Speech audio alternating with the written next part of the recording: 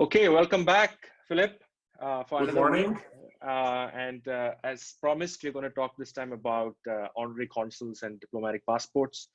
Last time we had a great discussion. If you had missed it, if any of you viewing had missed it, just click on the description. There's a link back to that video about second passports. So this time, we're going to talk about honorary consuls and also how you can get, or what is the process of diplomatic passports and how it is. So Philippe is the honorary consul for St. Vincent and the Grenadines, based here in Singapore. So let's start by asking Philippe, what does this honorary consul mean? Why do countries need them, and what is the criteria for appointing them? Honorary consuls have a task of representing a sending state in a receiving state. And usually the sending state is not in a capacity to open a full-fledged embassy or consulate general or consulate. Often you have smaller countries with limited resources that appoint honorary consuls, but you also have bigger and wealthier countries who do that, not in the capital cities of the receiving state, but in second-tier cities. So my country, for example, St. Vincent and the Grenadines, is relatively small with a limited diplomatic network of career diplomats with limited resources. So we have appointed honorary consuls all around the world in capital cities, like in Singapore, like in Kuala Lumpur, like in other places. But you also have bigger countries that appoint honorary consuls. Let's say in Indonesia. Indonesia is a big country. Many big countries, they have embassies in Jakarta. Some of them have consulate generals or consulates in Surabaya, in Bali as well. But then many big countries do have honorary consuls as well in places like in Medan or in Semarang, or sometimes even in Surabaya or in Bali. It's all about size. USA is a good example. USA is full of honorary consulates, and not just from smaller countries, even from large countries, because everybody has an embassy in Washington, D.C. Everybody has an embassy or a mission in New York to the UN, often combined with a consulate general there. Then you have a lot of Latin American and Caribbean countries with consulate generals in Miami and in LA, and so on and so on. But then you have a lot of second-tier cities where they, at the same time, have an honorary consul. So it comes in very handy for both the sending state and the receiving state. What is the criteria? Every country is different. Some countries, some receiving states allow anybody to be an honorary consul. Some countries, like Singapore, require you to be either a citizen or a permanent resident of Singapore. And other countries, again, like Vietnam, for example, they require you to be either a citizen of Vietnam, of the receiving state, or of the sending state, but not of a third country. So different countries, different criteria. It all depends on the agreements and the regulations of those two involved states. So from a person's point of view of who's interested in becoming an honorary consul, what is the key motive for that person? What do you gain? Like, a lot of these are not paid positions. Some of them don't have any perks of being, as a full-time diplomat. So why do, I see that most of them are businessmen or businesswomen or lawyers, well-known lawyers. So what is the, the motivation or the incentive for someone to become? Why did you become? Well, usually the best honorary consuls are not those who want to become one and who apply for it. The best ones are those who have to be convinced to become one, who have to be asked to do it. As you say, a lot of business people, lawyers, professionals take these appointments, but usually it's not them coming forward to ask for it. Usually it's the sending state who gets to know them, who has a relationship with them, and who finds them suitable and who asks them to do it. many people are even unaware of the existence of this position. But it's true, some people, they are familiar with these arrangements, with diplomatic customs, and find it would be interesting for them to do that as well. And they can come forward if they have a good relationship with a certain country and make the proposition. But there is no stringent criteria, except that, again, both the sending state and the receiving state have to agree on that person. It's like with an ambassador. An ambassador has to be appointed by a sending state. The receiving state has to accept his credential. Then it becomes official. Same here. Mm-hmm. And you know, I see that there's a lot of countries, like you know, there are countries in Europe, there's countries in the Caribbean. You know, even my home country of India appoints honorary consuls.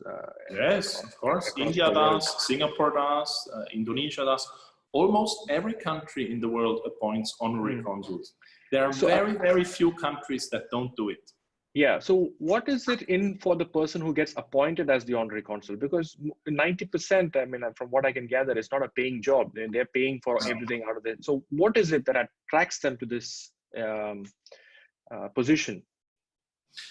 Well, you can see it almost as a kind of charity work. You're helping out, usually you're helping out the country with limited resources. Often you're helping out a country that cannot afford to open a full-fledged embassy or consulate general. You're helping out citizens of those countries when they come into your consular district and have a need for support, not financial need, but a need for consular services. You are helping the people in the receiving state who want to visit or to invest or to do business with the country that you represent. So it's more about giving, it's not about taking. Some countries pay small allowances, a few $1,000s a year for expenses. Most countries, they don't. So it's not a financial incentive. It's the interest of helping, of facilitating, of bringing people together, of bridging economies, businesses, and cultures, and to contribute to the enhancement of friendship between two countries. Okay, let's, but then what are the perks of being an honorary consul? Does it come in general terms with diplomatic immunity, diplomatic passport, other perks of, you know, any of these things, or does it vary from country to country? There is differences, of course, from country to country, but also among individuals. There is not many perks. You don't get money from it, except, as I mentioned, sometimes very small allowance. You don't get the full diplomatic immunity. You get the functional immunity, limited to actions performed in the course of your consular duty. You do sometimes get the diplomatic passport, but that depends on the sending state and on the individual. I believe, although the practice is not published, but I believe most countries do not issue diplomatic passports to their honorary consuls. Some of them they do, and others, again, they do it only with those honorary consuls that have a proven track record, that have been in office for some years. So there is no general rule about this. But then again, what is even the advantage of a diplomatic passport? Basically, you can, in some airports, cut the queue, if there is a queue. But in some airports, there is even no queue to cut. So it's a myth to think that on a diplomatic passport, you can go around and act like James Bond, kill people and get full immunity. That's total nonsense. Yeah, maybe not everybody's looking forward to killing people, but you know, like let's say in a country like India, yeah, if you let's say you're an honorary consulate or consul, you know, the big perk might be that can we import a car, and the car can have, you know, diplomatic number plates. I don't know, to be honest. I'm not familiar with the situation in India. That depends on the Indian regulations. So again, every country is different. In Singapore, you could not, because Singapore would say that the car you would probably use more for private purpose than for consular purpose. And in Singapore, being so small, you may not even need a car. That wouldn't justify it. I don't know what's the situation in India. What I do know in India is that the consular vehicles carry consular license plates. That's again something which is different from country to country. Sure. And one brief thing I wanted to touch upon was also, what is the tenure? Let's say you get appointed as Honorary Consul. What is the tenure usually? And is it political? If there is an election change in your, the appointing country, can you get fired? Standard answer, it depends. Many countries do not, many sending states do not have terms for their honorary consuls. Some countries, I believe it's the minority, they do have terms, 4 years, 5 years. Sometimes the term is renewable. Sometimes it's renewable only one time. But a large majority of the sending states do not have terms. You can see that in the order of precedence. If you look at the Blue Book, at the consular and diplomatic directory of the receiving state, you can see often how long the honorary consuls have been in office. So here in Singapore, we have people who have been in office for over 20 years. I believe they do not have a term. Is it political? Again, sometimes yes, sometimes no. There are honorary consuls who are appointed in a very unpolitical fashion, who stay in office when governments change, no problem. That's certainly the majority. There are others who are closely linked to a key decision maker, like a head of state or a head of government, and who may then go when he or she is out of office. Everything is possible. Okay. The last question on this topic, then I'll move to a smaller topic after this. Is there something to watch out for regarding honorary consuls? Is there a situation where you get approached, you should be careful and you should say no to? Oh yes, all the time. You should see the inbox in my email. You get approached by all sorts of people. Some are just asked, some are really almost lovely. They just like to have a sample flag of your country. Which they could also buy in a flag shop, I believe, but they're asking you for that. No, I think they're collectors. I think they're collectors, because I just read on the on YouTube video or on an article earlier that there are people who write to all embassies to collect pins or flags, and then they have a collection. So yeah, that is quite understandable. No harm done. And then you have the usual email scammers talking about millions and this and that, because your email address gets published in the diplomatic and consular directory. So that's why everybody can find it, everybody can write to you. But generally, you can tell right away who has a legitimate question or demand as a citizen or a visitor or an investor, and who is not genuine. Excellent. The second part I wanted to ask is, if you search the internet, there you see a lot of sites and things that says, hey, that you can get a diplomatic passport this way, you can do it by investment. So I wanted to ask you, is it like the citizenship by investment thing that we discussed last time, that there's a lot of noise and scams, but there is genuine country recognized programs? Is there something similar for diplomatic passports? No, there is no such thing. And everybody who talks about it is a crook and is best to be avoided. Yeah. And then is there non-country based diplomatic passports that, some UN issued, or the World Bank, or does other people have the right to issue these passports? I'm not 100% sure about some of the UN agencies, but the UN itself is issuing passports. Some of the senior UN staff are traveling on UN passports, and I believe that there is also some UN agency staff who are using those UN passports. I have personally not dealt with it, because as an honorary consul, I'm serving a specific country and not an international body. So if someone has this passport issue, he would not come to me. But there should be something like this, yes. And to end with, I want to take a dive into your life as an honorary consul for the St. Vincent and Grenadines. So what is your daily life like? Are there people calling in regarding real estate in St. Vincent and the Grenadines, or is it for tourism, or is it, have you come across citizens from St. Vincent Grenadines here who want help to, you know, for reasons? So how is it in your daily life? Well, those things you mentioned, they do happen. Our diaspora of Vincentians in my consular district in Singapore is very limited, very small. We are both small countries and we are very far from each other. Luckily, both countries are English speaking.